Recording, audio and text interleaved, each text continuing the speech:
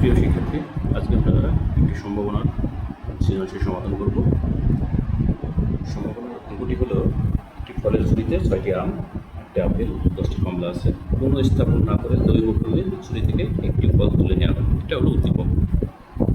ক নম্বরে আমাদের বলেছে একটি ছক্কা নিক্ষেপের ঘটনায় জোড় সংখ্যা অথবা 3 দ্বারা বিভাজ্য সংখ্যা পাওয়ার সম্ভাবনা নির্ণয়।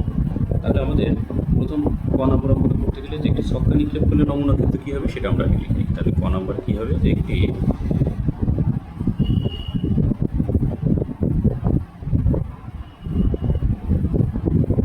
নিক্ষেপে নমুনা ক্ষেত্র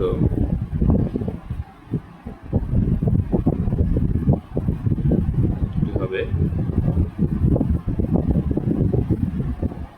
1, 2, 3, 4, 5, 6। তাহলে মোট নমুনা বিন্দু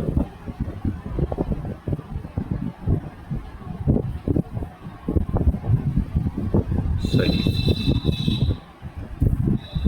সংখ্যাটি বলছে যে একটি সংখ্যা নিলে সংখ্যাটি জোড় অথবা 3 দ্বারা বিভাজ্য সংখ্যা সম্ভাবনা নির্ণয় করতে হবে। তাহলে সংখ্যাটি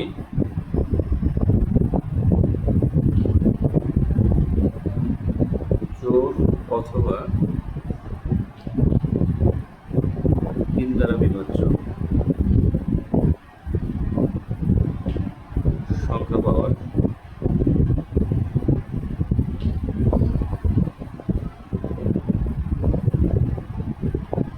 সম্ভাবনা, সংখ্যা পাওয়ার অনুকূল ফলাফল আমরা লিখে দিই। অনুকূল ফলাফল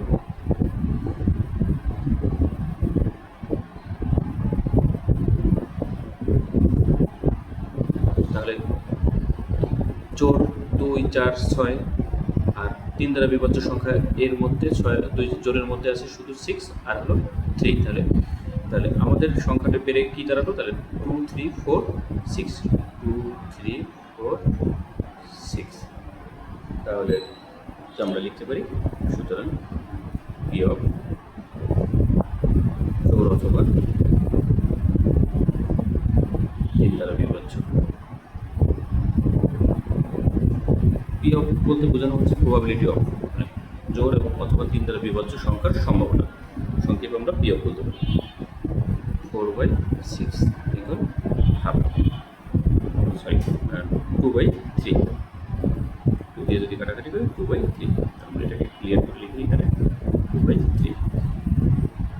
এটা আমাদের আচ্ছা, আমাদের ক নম্বরে বলেছে যে ফলটি এখন ওই ঝুড়ি থেকে, এবার উদ্দীপকের সঙ্গে সংশ্লিষ্ট যে ঝুড়ি থেকে যদি একটি আম তোলা হয় তাহলে আমটি, একটি ফল তোলা হয় তাহলে আম হওয়ার সম্ভাবনা নির্ণয় করতে হবে। ঝুড়ি থেকে একটি ফল তোলা নেওয়া হলে সেই ফলটি আম হওয়ার সম্ভাবনা নির্ণয় করবে। এটা ক্ষয়ের প্রথম অঙ্ক।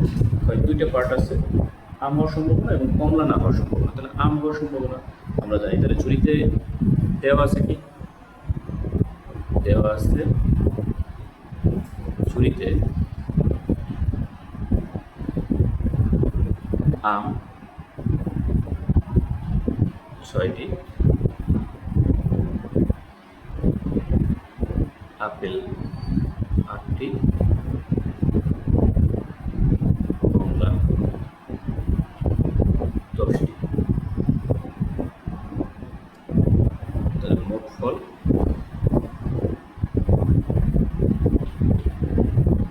24। তাহলে একটি ফল তুলে নিলে সেই ফলটি আম হওয়ার সম্ভাবনা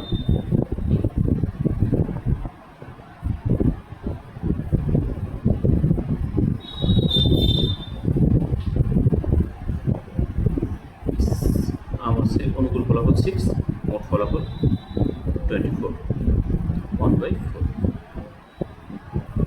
কমলা, এখন যদি ফলটি কমলা হওয়ার সম্ভাবনা কী হতো, ফলটি কমলা হওয়ার সম্ভাবনা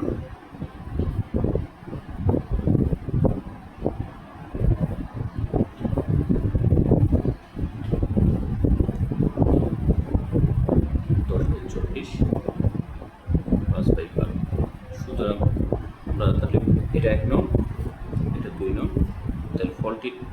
কমলা না হওয়ার সম্ভাবনা, ফলটি কমলা না হওয়ার সম্ভাবনা।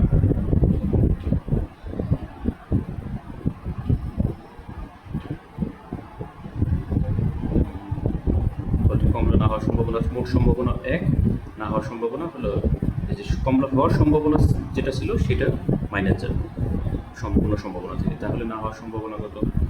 1 - 5/12, 12 - 5 = 7/12। তাহলে আমাদের এটা কমলা না হওয়ার সম্ভাবনা নির্ণয় হয়ে গেল। এরপরে আমরা যেটা আসবো সেটা বলেছে যে প্রতিস্থাপন না করে দ্বৈতভাবে চয়ন করা হলে পরপর 4টি ফল তুলে নেওয়া হলে 4টি ফলই আমাদের কমলা হওয়ার সম্ভাবনা নির্ণয় করতে হবে।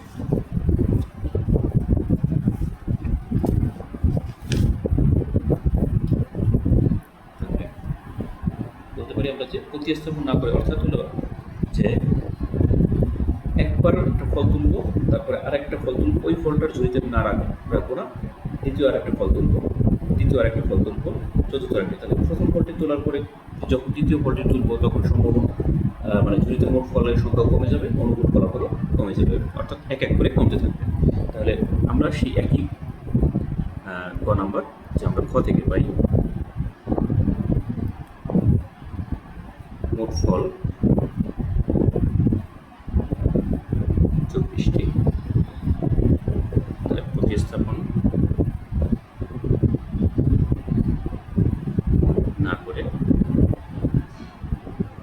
দ্বৈতভাবে ঝুড়ি থেকে পরপর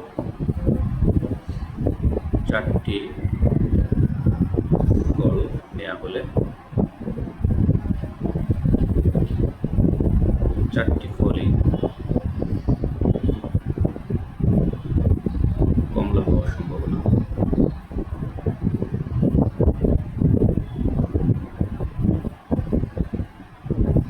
প্রথম ফলটি কমলা হওয়ার সম্ভাবনা হবে কত? কমলা ফল ছিল কত?